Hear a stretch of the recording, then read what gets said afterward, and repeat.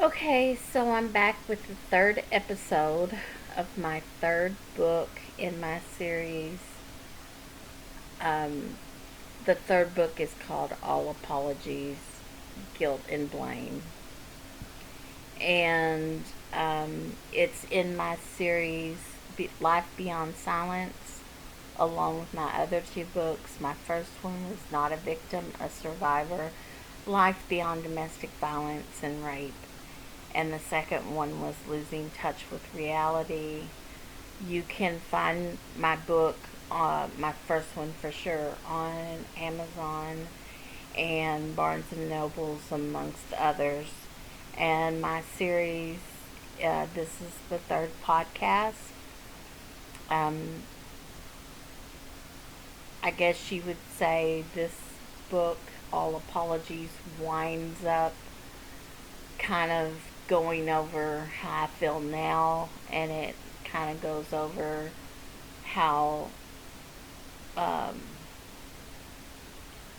I take responsibility for all the mistakes I made and paths that I shouldn't have gone down but did, even though people told me not to.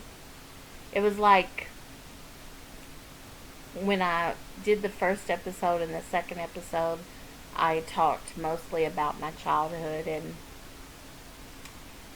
like I said, even though I've been to a therapist who pointed out how dysfunctional my family was, I didn't see it as that way, especially then. I just figured I was a bad child and I was constantly in rebellion and I was constantly being um, tormented, I guess. You know, whether it was labels that people put on me or whether it was the fact I couldn't talk to anybody or, you know, kind of looking back with the therapy that I had, it was kind of like eye opening in a way. But I still don't blame my family for anything in the past. I feel like I just went about everything the wrong way. I just should have listened. And maybe if I had listened to my family, maybe things would have been different. I don't know. You can't go back and you can't relive your life. And I wouldn't want to do that anyway because I've had four beautiful children. And all of which, my three daughters and my son, I'm very proud of. My oldest daughter has done really good for herself. I don't say her name on the podcast, but you can find it in my books. But I'm really proud of her, and she has a little girl. And unfortunately, if you have gone back and listened to my podcast from my first book, you'll understand. I don't know that you'll understand, but you'll see what happened. And I highlighted it quite a bit in my second book. But basically, I made a lot of mistakes. Growing up, I did.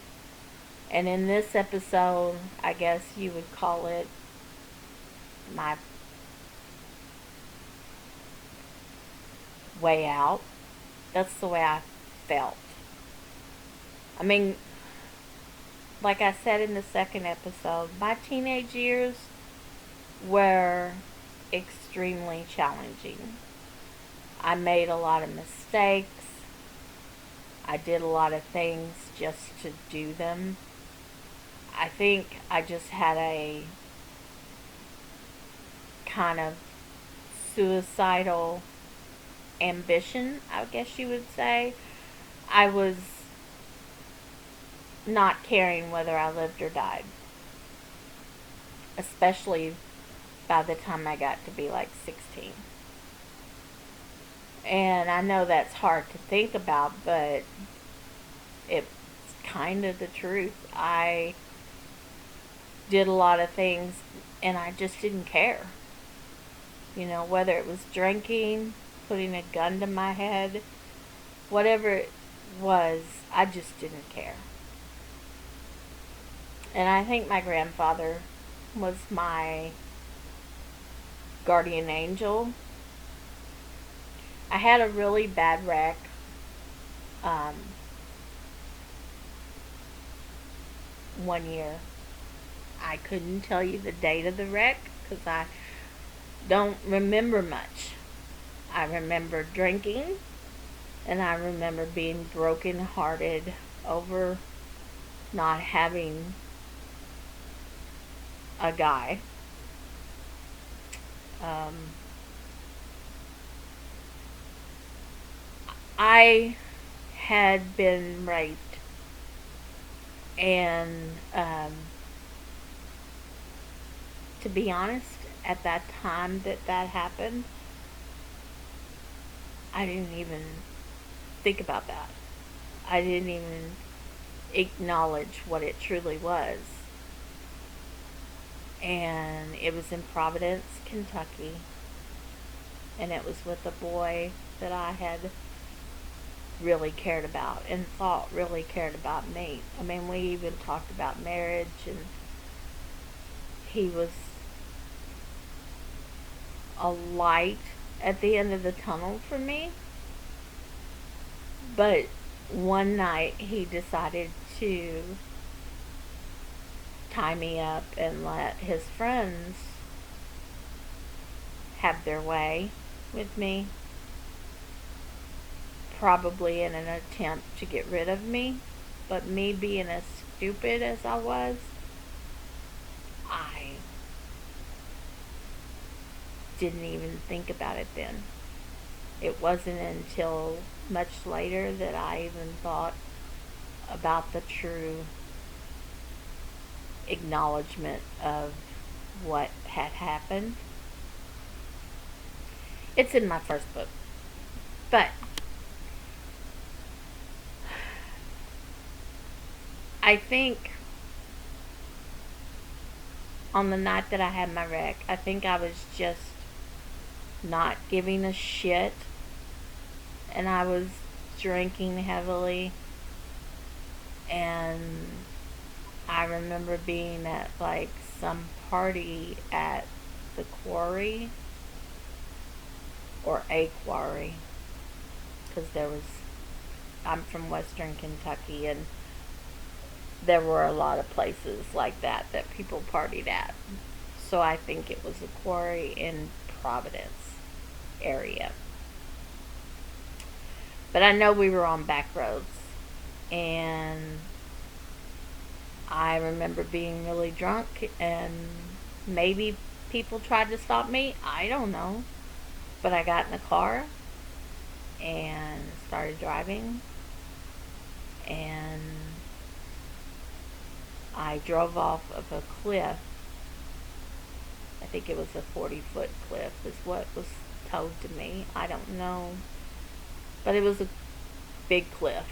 And I plowed up like $500 worth of soybeans with my Rally Sport Camaro. And I remember thinking,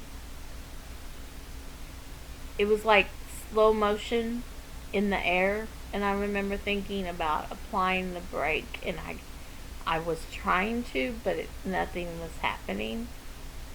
So I guess at that time maybe I was flying through midair. I don't know. I don't remember the actual landing of the car. I know I didn't feel any pain, but I know that I thought about, I have to get out of this car. And I was trying to get the car door open, and I remember falling onto the grass. It was like I was trying to get the car door open and then magically it was open and I like fell onto the grass. Because I remember falling and being in grass or weeds or soybeans, whatever. And I just remember thinking I'm going to die. And it was like my life flashed before my eyes. But I remember feeling like somebody picked me up. And that's the last thing I remember. I don't remember anything except for falling on the grass or the soybean. But I remember it felt like somebody picked me up. And, I was out of it, basically. So I just remember my head hanging, like, hanging like if somebody picked you up, you were just dead weight.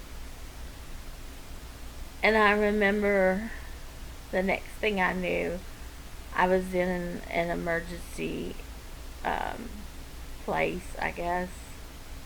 I was a hospital, but I don't remember if I was in a room or if I had been moved to a room. I don't remember. I just remember the next thing I know, I woke up and my mother was bitching at me, basically, but she was telling me that they had me they had me mislabeled as the girl that's on the bracelet that I was wearing. And I said, oh, she wasn't with me.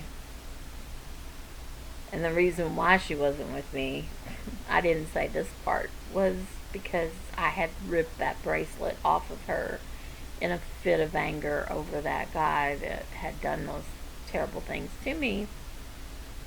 Anyway, as far as I knew, nobody was with me.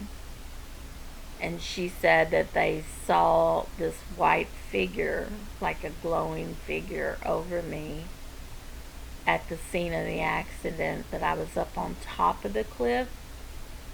And she was telling me about plowing up $500 worth of soybeans and being drunk and all this stuff. And I was just like listening. And the story has always been this figure was like kneeling over me.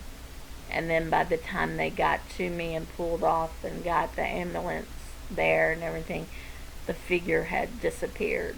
So they thought either that figure had walked away from the accident, so they were looking for somebody, or they didn't know. And my mom said I had said, Papa is here, which is my grandfather. And my grandfather had been dead for a few years by then. Anyway, maybe he was there. Maybe he was my guardian angel.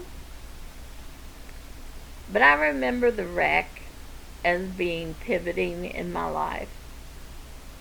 Nobody knew it but me. But even though the wreck didn't stop me from trying to get out of the house and stuff, the wreck changed me. Because I knew from how close I came to death,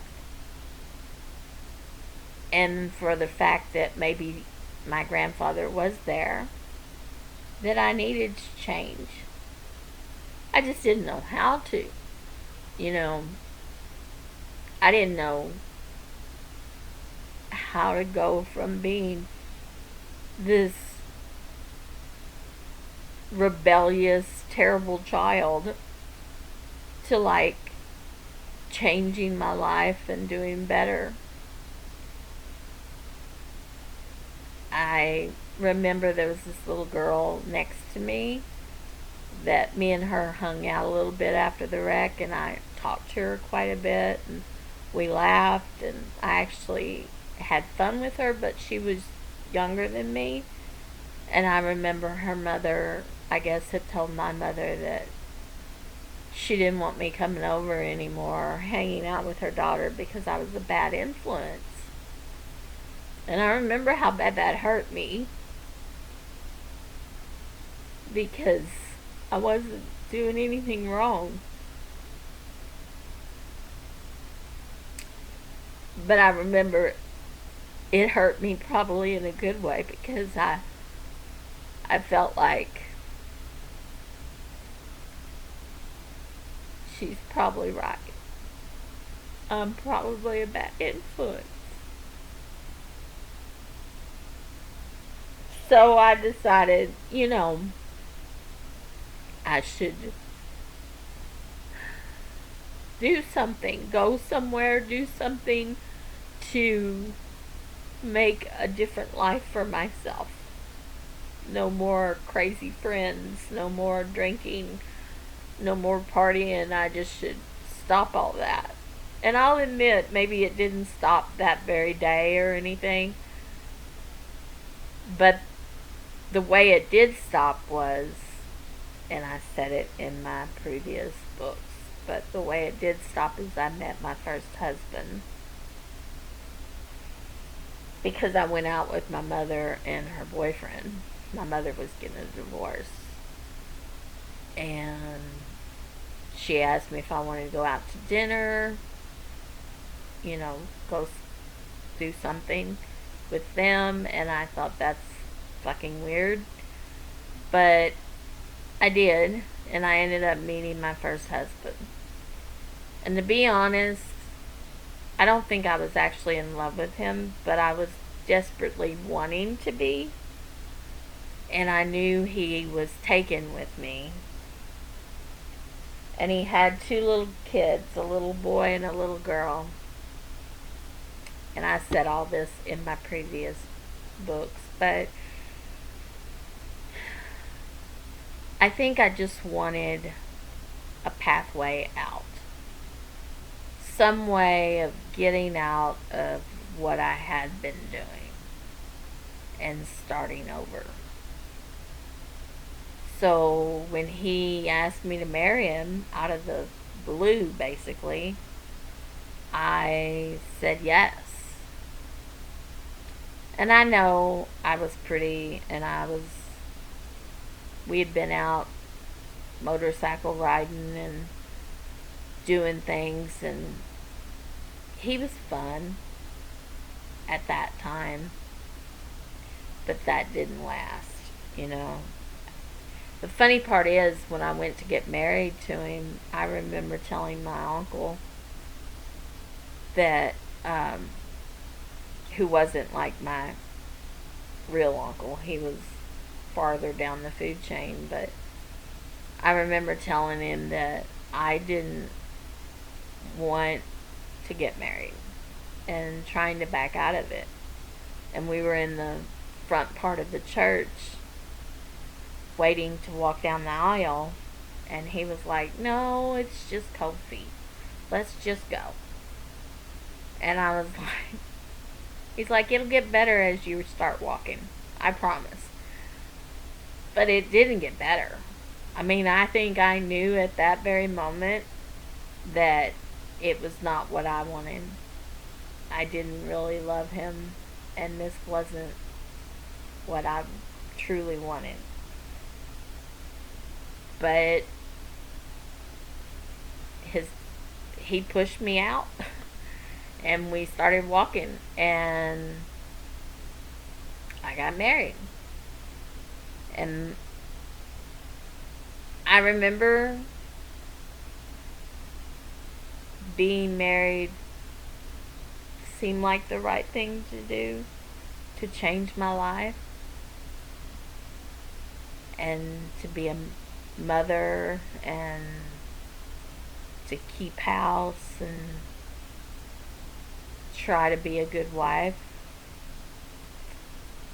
But Matt was his name.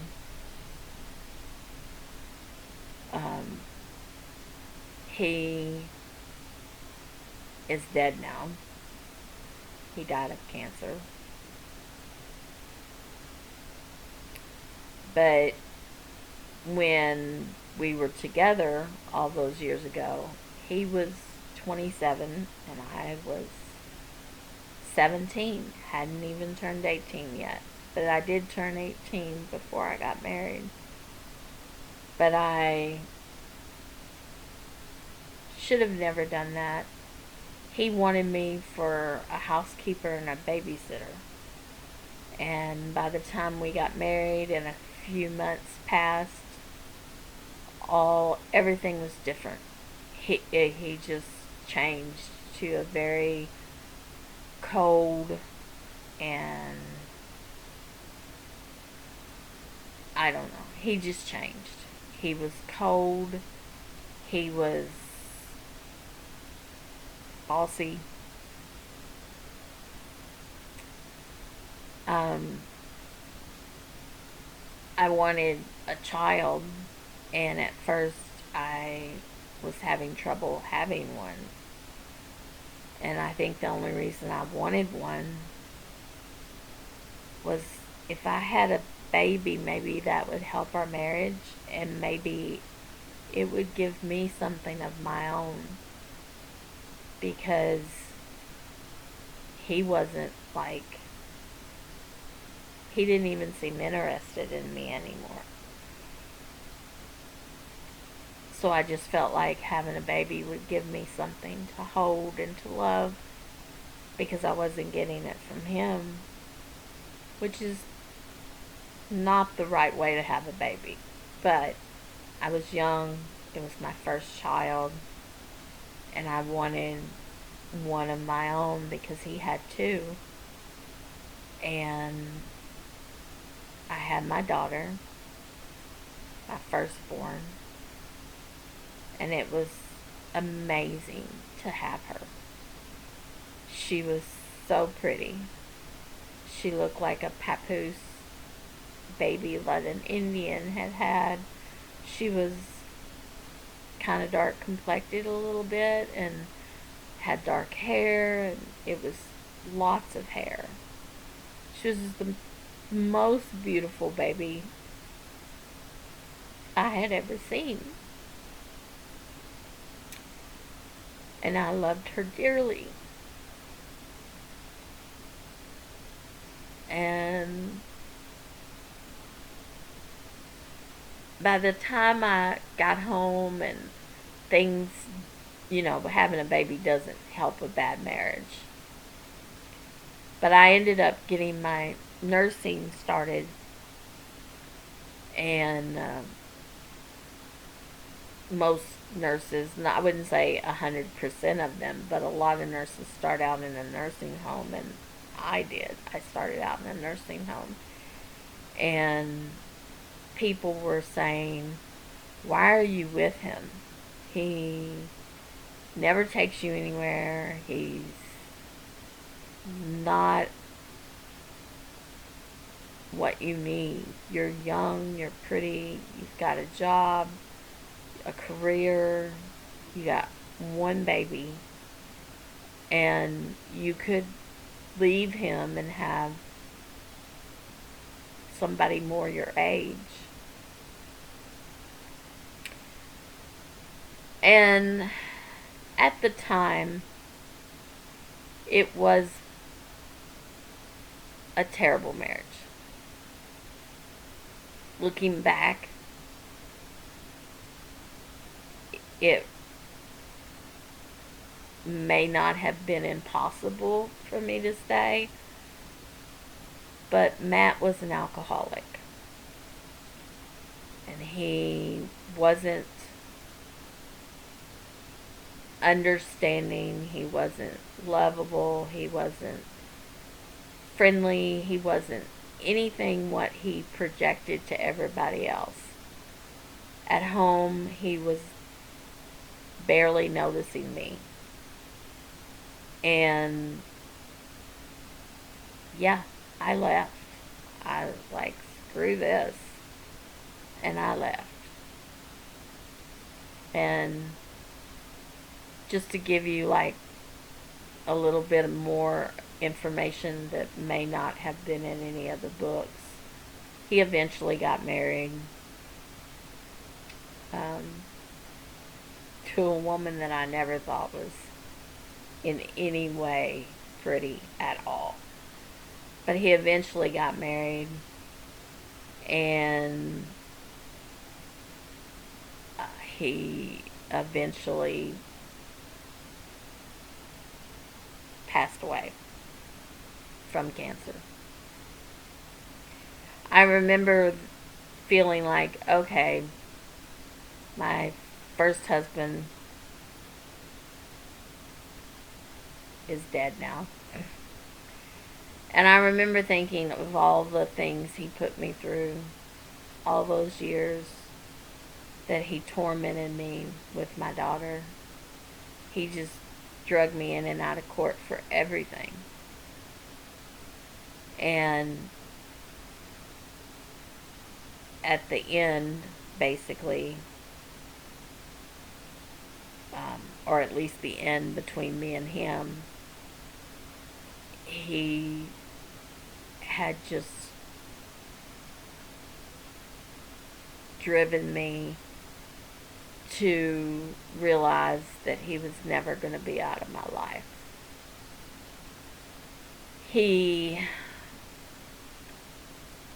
Well, if you listen to the other podcast, eventually I made the decision to leave my daughter with my mother, even though I knew he would definitely come for her because he was a parent. But I left her because my son's dad had done some horrible things. I'll get to that in a minute. Let's go back. Kind of gotta do it chronologically, I guess, because if you don't, you get lost. Anyway, after I had left him, I met my second husband. I was staying at my mom's, and Walker was somebody that I probably should have known more of. But when I was young, I was so rebellious and in my own little world that I probably never noticed him. I do remember a little bit of seeing him boating with my family, and I'm, just thinking he was some young guy. I didn't know if he was married or single. Probably didn't even care because he was older than me, just like my first husband. But when I had come back home and was living with my mom and working, he came along with a friend of mine to put cable TV. And evidently he saw me and wanted to ask me out.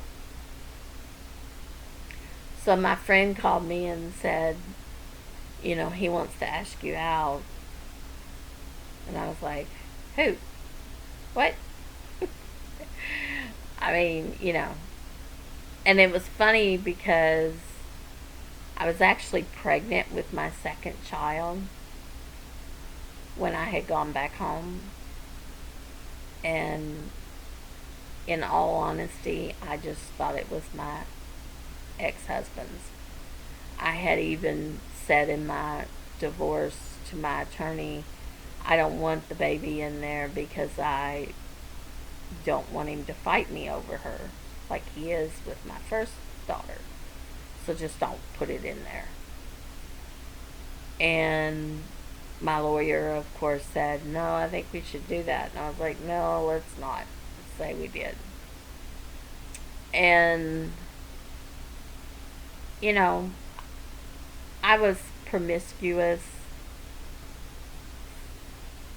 for many years. Many, many years. So, to be honest, I didn't know. I mean, I knew he probably was her dad, but I didn't know if he really was her dad. And back then, you know, to be honest, there's probably a lot of people walking around these days that they maybe the mom was married and had an affair and ended up getting pregnant, but nobody ever looked or, I mean, DNA, all that stuff is kind of new. It's not so new now as it was, but nobody would have ever looked. Even my sister doesn't look anything like me. And even though I know she's my dad's, or at least I think she is, but there's probably a lot of people that grew up, let's say in the 60s, 50s, or earlier even, that could have been somebody else's kid, but nobody ever did any tests. You just accepted that you had a redhead in the family or a blonde in the family, and you just raised them as your own, I guess. Nobody ever thought about it, you know. But now you hear all kinds of stories about people doing DNA testing, and it totally brings a skeleton out of the closet, basically, that the mother never acknowledged having an affair. And it's just crazy how that works. And I've heard lots and lots of stories, including my own. Um, anyway, when I first met Walker, you know, my mother made a comment about we knew him, we knew his family, and I was like, okay. And she said, you know, he's a partier and he's been in trouble, but so have you. And I was like, okay. And when she said he was a partier and that he was part of this wealthy family and that he did this and he did that, I just took it, okay, he's a black sheep of his family. I'm the black sheep of mine. That should work out okay, at least for dinner. We're just going to go out for dinner. So we went out, and my mother had asked me if I told him I was pregnant, and I was like, no, why would you do that just to go out to dinner? I said, if we get seeing each other, I'll tell him, but I don't feel like I have to tell him right now. And sure enough, we did get to seeing each other, and it was almost love at first sight, because being with him was like being with somebody I had known forever. And at first, me and him, we had such a great time together. And when I told him about the pregnancy, he said he didn't care, that people would probably talk, but he didn't care, that he loved me. And I know he loved me. And I really loved him. But then my world caved in, because he was an abuser. And I did not know that. I knew he drank, and I knew he took pain pills because he had a back injury from the mines, and he was working a very physical job, putting cable in, where he was climbing poles and crawling under houses and doing whatever they do. But it was a physical job. But he, you know, he explained he took prescription painkillers, and he drank probably too much. And I saw that, but I was in love. Real love. Not like the first marriage. Me and Walker were really in love. He loved me, and I loved him. And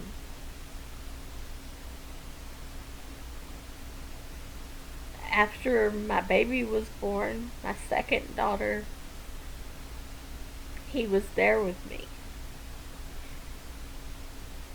It was very difficult.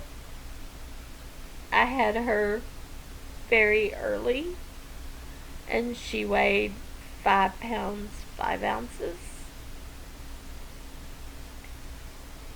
And babies, when they're first born, they always lose a little weight. So my doctor was very worried about her lungs and how little she was. But he said she was bigger than some that he had, and that she was going to make it, but she had to stay in the NICU for, I don't know, 17 days, 19 days, something like that. But she got better and better each day, and he was right there with me. And I wrote about it, and you'll hear about it in the other podcasts, especially the first podcast. But Walker slipped farther and farther into oblivion with his addiction. He seemed to get worse from the moment we got married. He drank from the moment he got up in the morning, and by the time it was like, let's say 2 o'clock, he was technically drunk. And he took painkillers throughout the day, and I don't know how he even managed working. But he would come home messed up, and it got to be very prevalent that I walked on eggshells to keep from him getting irate with me for no reason. Like anything I did made him mad. And I remember at first he would push me around. There were times he held on to me and like drooled in my face, like a long spit of drool. And it wasn't like I didn't try to make him stop or get away from him, but Walker he was like in another world when he was messed up. I don't think he ever really understood or knew what he did. I think he just blacked out. So if he hit me or kicked me or punched me or threw me into a wall, I don't think he ever really knew that's what he was doing. I think he was just in a fit of anger, and he just couldn't understand who he was striking out at. And then he'd wake up the next morning, and if he saw a bruise or if I said anything, he would say, he was sorry, but he didn't remember it, or he didn't know he did it. And then he'd just repeat it. And it got to be really, really bad. Really, really quick. I mean, he did so many things. But I don't think he meant it. You know, I remember thinking to myself, he doesn't mean to hurt me, but he doesn't even know where he's at or who he's with. He's that messed up. And I can't get him to stop. You know, I loved him. So it wasn't like I didn't try, and it wasn't like I didn't, like, I remember taking the pills one time away from him. He didn't know that I took them away, but I saw where he put them because he was so messed up, so I just grabbed them and flushed them down the toilet. Well, that was the wrong thing to do because he was fucked out of his head. So when he kind of came down from it and wanted to get high again, he couldn't, and he knew where he put them. I didn't think he'd know, but he knew. So he knew immediately I must have done something to the pills or taken them or had them in my pocket or something. So he struck out at me, you know. He just thought for sure I'd give them back, and I got rid of them, which made him more bad. Anyway, I lived in a domestic violence relationship for only 2 years, but during that 2 years, I had seen so much. One time I went into the bathroom and he was uh, pushing the pills um, by injection. And he was belligerent and fucked up, but he was showing me how he did it. And I was an EMT. I had got my EMT license and was still working at the hospital, and there my husband was an addict, and I was watching him inject his arm, and literally his eyes rolled back in his head. And I just thought, what the fuck am I doing here? I have 2 small children. Why am I here? I can't save him from his demons. I've tried, and he just doesn't want to quit. And nobody's coming to help me. You know, I had talked to his mom. His mom just was, I don't think she was oblivious, but I think his mom just didn't want it to, like, take him away from her in some way. And so she didn't push. I mean, I thought, well, maybe they have money. Maybe they can tell him they'll send him to rehab, but he has to go. Like an intervention or something. That didn't happen. And my mother knew that I was going through things. According to people that knew me and her, she didn't come to my aid. And it's been only recently that she brought up my domestic violence and was making comments about why I didn't hit him over the head with a skillet. She would never let a guy hit her. And I told her he would have killed me. He literally would have killed me if I'd hit him over the head with a skillet. Because he didn't know where he was. And he was fucked up on drugs and alcohol. And he literally would have taken the skillet away from me and beat my head in. And I told her that's not how domestic violence works. The abuser knows that you are weak. They know they have the power over you. It's all it is. is power.